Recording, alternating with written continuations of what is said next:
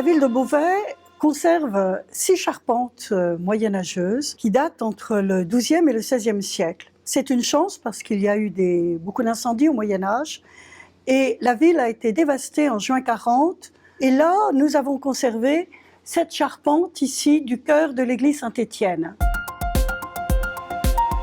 Ce chœur a été reconstruit plus grand au début du XVIe siècle. C'est la grande émulation après les guerres du XVe siècle.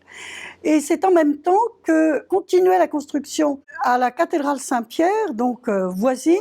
Et les habitants de la commune de Beauvais ont voulu que cette église qui leur appartenait, église mère de la commune, ait un très beau chœur. Donc il y a une compétition entre le pouvoir de la commune et le pouvoir seigneurial, épiscopal, de l'évêque comte de Beauvais.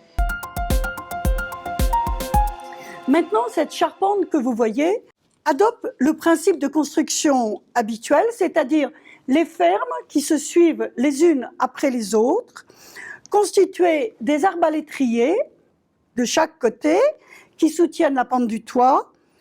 L'entrée, cette partie horizontale, d'ailleurs ici on a 2 étages d'entrée, et ces poinçons verticaux qui maintiennent la structure triangulaire.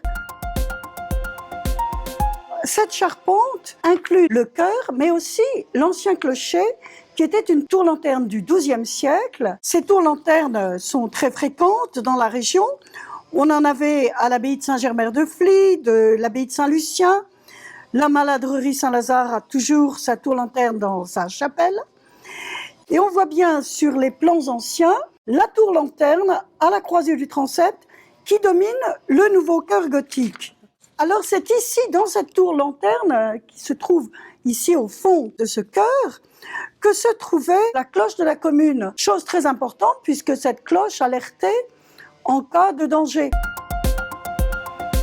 Autre élément important qui se trouvait dans cette tour-lanterne, c'est une horloge. Cette horloge rythmait les heures des travailleurs, des artisans beauvaisiens, et ceci était une obligation par un arrêté de 1390. Et puis, on a la chance de voir encore sous cette charpente des instruments de levage. Voici une miniature qui appartient à la Bibliothèque nationale, où on voit très bien le système de treuil, de roue, et qui permet le levage des pierres.